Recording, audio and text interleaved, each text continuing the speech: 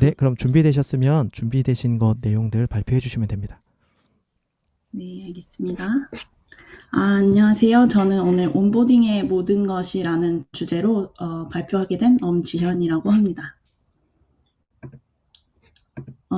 간단하게 자기소개 먼저 드리고 시작하려고 하는데요. 저는 지금 런던에서 개발자로 일을 하고 있고요. 제가 지금 개발자로 일한 지 한 9년 차 정도 되었는데, 그동안 3번의 이직을 하고, 지금 직장이 네 번째로 다니고 있는 직장이에요. 지금은 런던의 아마존에서 개발자로 일을 하고 있고요. 한국에서 커리어를 개발자로 시작하고 이제 한 5년 전쯤 런던으로 건너오게 되었습니다. 이 발표를 하게 된 이유는 제가 이직을 그래도 이 경력에 비해 좀 많이 한 편이다 보니까 이제 이직에 대해서 좀 질문을 많이 받게 되는데요. 이제 이직하면은 많은 분들이 면접 과정에 조금 집중해서 좀 생각을 하시는데 저는 이직은 면접까지가 끝이 아니라 온보딩까지가 한 세트라는 생각이 들었어요. 그래서 이제 얼마나 새로운 환경에 잘 적응하고 빠르게 업무를 습득하느냐 그것까지가 이직의 한 세트라고 생각이 돼서 그런 경험에 대해서 좀 공유를 드리고자 제가 발표를 지원하게 되었습니다. 근데 혹시 면접 단계에 대해서 좀 더 궁금하신 분들도 있을 것 같아서 제가 그거 관련해서는 브런치랑 커리어리에 글을 많이 올려놨었거든요. 그래서 브런치나 커리어리에 엄지현 또는 대한민국 직장인이라고 검색하시면은 제 글을 보실 수 있습니다. 그래서 일단 온보딩에 관한 설명을 조금 드리고 시작할 건데요. 온보딩이라는 단어 자체가 좀 생소하신 분들도 있을 것 같아요. 그 온보딩이라는 단어의 기원은 미국의 해군에서 유래되었다고 합니다. 그래서 해군에서는 병사들이 배에 올라간 상태를 온보드라고 하고 또 이제 새로 입대한 병사들을 배에 배치하는 과정을 온보딩이라고 부릅니다. 근데 이제 이 언어가 이제 기업에서도 쓰기 시작해서 이제 새로운 직원을 조직에 배치하는 과정을 온보딩이라고 부르게 되었습니다. 그래서 이제 신규 입사자 온보딩은 이제 새로 입사한 직원이 조직 문화, 업무 프로세스, 프로덕트에 대해 배우고 적응하는 과정인데요. 이런 온보딩이 잘 진행되면 새로운 직원이 더 빨리 업무를 익히고 조직에 적응을 원활하게 할 수 있고 반대로 온보딩이 좀 부실하면 적응이 느려지고 또 업무를 배우기도 어려움을 겪을 수 있습니다. 그래서 온보딩에 대해 설명을 드렸는데 일단 온보딩이 중요한 이유는 크게 세 가지가 있을 것 같아요. 일단은 첫 번째는 업무 방식이나 필요한 툴이나 관련된 담당자 파악을 통해서 생산성이 향상될 수 있다는 건데요. 온보딩 과정에서 이런 이제 업무에 필요한 것들을 빠르게 배워서 이런 과정 프로세스를 익히면은 또 그 신규 입사자뿐 아니라 기존 직원들이 앞으로 도와줘야 되는 시간이 줄어들기 때문에 이 팀 전체의 생산성 또한 향상되는 효과가 있습니다. 그래서 첫 번째는 생산성 향상이 이유였고요. 그 다음에 두 번째는 조직 내에서 자신의 역할과 목표를 이해를 함으로써 동기부여를 받을 수 있다라는 게 두 번째 이유인데요. 온보딩 과정에서 우리 팀이 어떤 일을 하는 팀인지 그리고 그 안에서 나의 역할은 무엇인지 파악하면은 앞으로 내가 이 팀에서 어떤 식으로 커리어 성장을 해나갈 수 있을지 목표를 세울 수 있고 또 동기부여도 받을 수 있죠. 그래서 그게 두 번째 이유였고요. 세 번째는 조직 문화랑 기업 가치관 습득을 통해서 소속감을 형성할 수 있다는 겁니다. 이제 기업마다 중요하게 생각하는 가치가 있는데 이걸 잘 이해하면은 조직에 적응하는 데 도움도 되고 또 소속감을 형성할 수도 있기 때문에 앞으로 좀 장기적으로 회사 생활을 할 때 이런 부분이 좀 중요하다고 생각이 들어요. 그래서 이제 온보딩에 관해서 간단하게 설명을 드렸는데 제가 지금까지 네 곳의 직장을 다니면서 좀 경험한 온보딩의 유형을 세 가지로 분류를 해봤어요. 이제 인턴한 회사까지 합하면 5군데인데요. 그래서 일단 첫 번째 유형은 체계적인 교육 프로그램이 짜여져 있는 케이스입니다. 그래서 주로 대기업에서 사용하는 방식인데요. 교육 영상이나 문서 자료가 제공되고 또 미리 스케줄된 미팅을 통해서 실시간 교육도 진행되는 그런 좀 체계적인 프로그램이에요. 그래서 보통 이제 이런 경우에는 대기업 같은 경우에는 교육 프로그램을 짜는 팀이 따로 있고 모든 직원이 이 프로그램에 맞춰서 교육을 받는 방식으로 진행이 되는데요. 제가 지금 다니는 아마존의 경우에는 입사 1주차, 2주차, 한 달 차, 두 달 차, 세 달 차 이렇게 각각 들어야 하는 교육이 정해져 있는데 이게 회사 전사적으로 정해져 있기도 하고 또 매니저가 따로 교육 프로그램을 추가해 주거나 수정하기도 합니다. 그래서 이런 식으로 좀 체계적으로 교육이 되어 있으면은 아무래도 좀 빠르게 회사에 대해 업무를 익히고 회사에 적응할 수 있다는 장점이 있습니다. 그리고 두 번째 유형은 1대1 밀착 교육인데요. 이제 대기업처럼 교육 프로그램을 만들 시간적 여유나 인력이 부족한 작은 규모의 회사 같은 경우에는 일단 한 사람이 붙어서 계속 교육을 시켜주는 이런 방식을 사용을 많이 하더라고요. 그래서 제가 스타트업에 있었을 때 이제 옆에 앉은 개발자가 저를 붙들고 이제 프로덕트에 대한 설명부터 개발 환경 세팅까지 도맡아서 도와줬던 그런 경험이 있는데요. 이런 온보딩을 1대1로 도와준 사람을 온보딩 버디라고도 합니다. 그래서 이게 뭐 꼭 스타트업에서만 사용하는 건 아니고요. 대기업에서도 이런 체계적 교육 프로그램을 하는 것과 더불어 온보딩 버디를 지정해주기도 하는데 아무래도 교육 프로그램이 잘 돼 있으면 버디의 부담이 좀 덜어지기는 하고요. 좀 교육 프로그램이 좀 부실하면은 버디가 좀 더 설명을 하고 도와줘야 된다는 그런 차이가 있습니다. 그리고 마지막으로는 맨땅의 헤딩이라고 불러봤어요. 일단 교육 프로그램도 없고 버디도 없는 환경. 이 환경은 제가 아주 작은 스타트업에서 인턴했을 때 한번 겪어봤는데요. 사실 온보딩이 없는 거나 마찬가지이기 때문에 물어물어 정보를 찾아내야 되는 그런 환경입니다. 그래서 사실 이런 경우에는 적응 난이도가 가장 높다고 생각이 들어요. 그래서 좀 장기적으로 많은 신규 입사자를 채용해야 되는 환경이라면 아무래도 어느 정도의 온보딩에 조금 투자를 하는 게 좀 좋을 것 같다고 생각이 들었어요.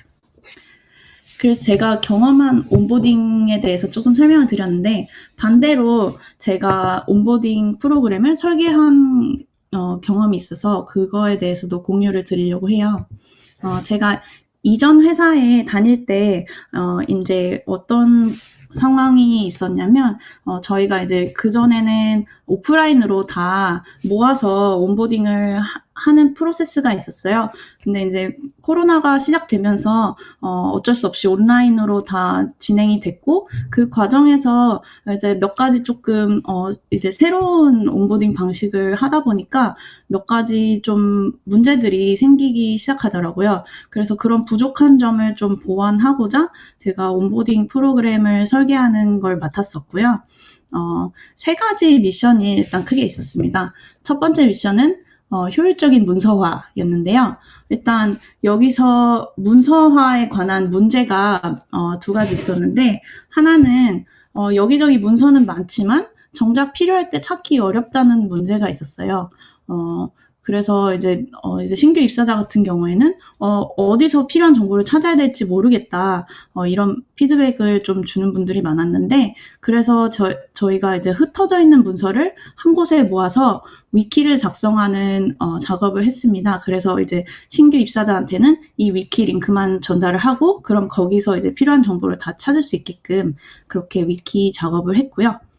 그다음에 두 번째 문제는 또 문서에 관한 문제 중에 이제 막상 문서를 찾았는데 오래전에 쓰여져서 쓸모없는 정보가 적혀 있다던가 이런 문제가 있었어요.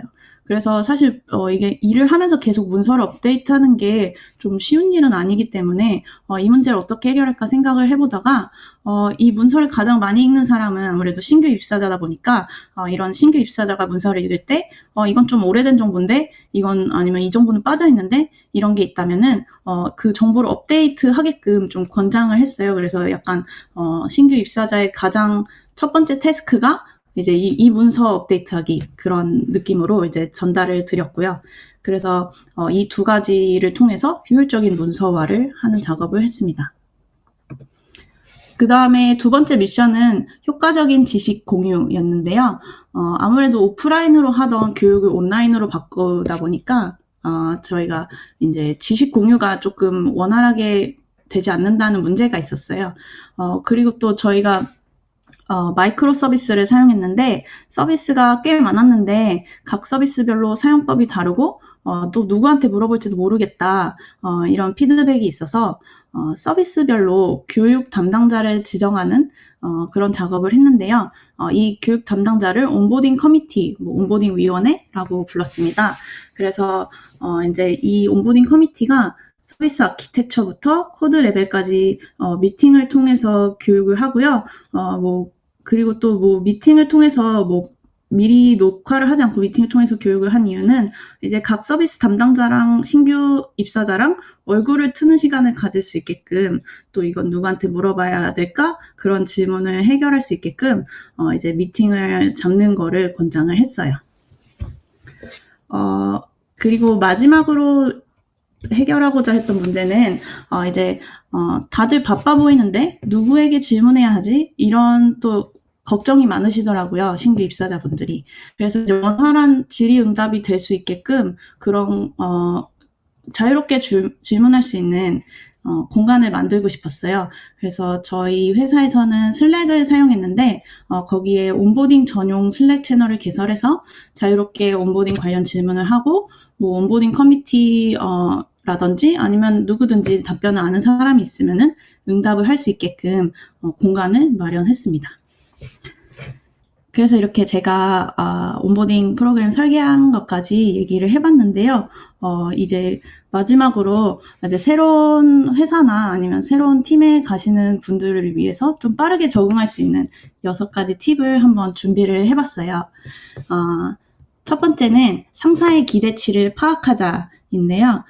일단 새로운 팀에 들어가면은 또 새로운 상사를 만나게 되고 사람마다 아무래도 나에게 기대하는 게 어떤 건지 조금씩 다를 수 있고 팀에서 나의 역할이 무엇인지 그런 것들을 좀 미리 파악해 두면은 앞으로 일을 할 때 좀 더 원활하게 할 수 있다는 생각이 들어요. 그래서 일단 상사가 기대하는 게 이만큼인데 나는 요만큼밖에 생각을 안 하고 이런 그런 차이가 있을 수 있기 때문에 그걸 먼저 맞춰가는 작업을 하시는 걸 권장드리고요. 두 번째는 함께 일할 동료들을 알아가자라고 적었는데요. 이제 아무래도 좀 재택근무를 많이 하게 되면서 이게 조금 더 어려워지는 것도 있는 것 같아요. 아무래도 이제 일을 하면서 동료들이랑 일적인 얘기만 하게 되고 그럴 수 있는데 이게 조금이라도 좀 동료들에 대해서 개인적으로 아는 그런 게 있으면은 앞으로 일할 때도 좀 원활하게 하고 좀 더 우호적인 관계가 될 수 있거든요. 그래서 함께 일할 동료들에 대해서 조금이라도 그냥 가벼운 대화라도 좀 나눠보고 얼굴을 트고 이런 시간을 가지는 게 신규 입사자들에게는 굉장히 좋은 작업이라는 생각이 들어요. 그리고 세 번째는 새로운 정보는 모두 기록하자라고 적었는데요. 이제 온보딩 교육을 받게 되면 아무래도 너무 굉장히 많은 양의 정보가 한꺼번에 쏟아지게 됩니다. 그래서 좀 굉장히 다 기억하지 못할 수 있는데 그거는 사실 당연한 거고요. 그래서 그거를 다 기억하려고 하는 것보다는 어딘가 이제 한 곳에 적어놓고 기록하고 노트를 적고 해서 다음에 다시 이게 기억이 가물가물할 때 다시 볼 수 있게끔 그런 기록하는 작업을 하시면은 나중에 꼭 도움이 되더라고요. 그래서 기록을 좀 많이 하시는 걸 권장드리고요. 그 다음에 네 번째는 프로덕트의 기능을 파악하자라고 적었습니다. 일단 개발자의 관점에서 보면은 일단 새로운 팀에 들어가서 개발 환경부터 세팅해야 될 것 같고 그렇긴 한데 이제 그거보다 조금 큰 그림을 한번 보시면은 앞으로 내가 할 일에 대해서도 좀 더 이해를 하기가 쉽다고 생각을 해요. 그래서 내가 만드는 프로덕트는 어떤 문제를 해결하는 프로덕트인지 어떤 기능이 있는지 그중에 내가 내가 맡을 기능은 어떤 부분인지 그런 걸 조금 파악하시는 걸 권장을 드리고 이거를 이렇게 하기 위해서 좀 PM 분들과 1대1 미팅을 하시는 것도 도움이 되실 것 같아요. 그 다음에 5번째는 우리 팀의 업무 프로세스를 파악하자라고 적었는데요. 이게 아무리 좀 이직을 많이 하고 여러 회사를 다녀봐도 팀마다 업무 프로세스가 조금씩 다 다르더라고요. 그래서 이 팀에서는 어떻게 일을 하는지, 이 팀의 코드 리뷰는 또 어떻게 진행되는지, 배포 프로세스는 어떻게 되는지, 이런 팀마다 유니크한 프로세스를 미리 파악해 두면은 앞으로 일할 때 좀 원활하게 할 수 있어서 그런 거를 초반에 미리 파악하시는 거를 권장드리고요. 그 다음에 6번째 마지막으로 작은 것부터 시작해 조금씩 업무 분야를 넓혀가자라고 적었는데요. 일단 새로 입사하면은 특히 경력이 높으신 분들일수록 좀 큰 프로젝트 하고 싶고 좀 영향력을 좀 발휘하고 싶고 이런 욕심이 있을 수 있는데 아무래도 좀 그 작은 것부터 하다못해 버그 픽스라도 작은 것부터 시작해서 이 개발 환경에 적응하고 또 이렇게 업무 프로세스를 익혀가고 그런 과정을 통해서 이제 조금씩 업무 분야를 넓혀가야지 처음부터 너무 큰 거 하려고 하면은 조금 힘들 수 있거든요. 그래서 그런 작은 것부터 시작하는 거를 너무 내가 버그 픽스하려고 이 회사 온 건 아닌데 이렇게 생각하시지 마시고 그냥 이렇게 이게 원래 그런 온보딩 하는 과정이다라고 이해하시고 그런 식으로 업무 분야를 넓혀 가시면 좋을 것 같습니다. 그래서 제가 준비한 발표는 여기까지고요. 지금까지 들어주셔서 감사합니다.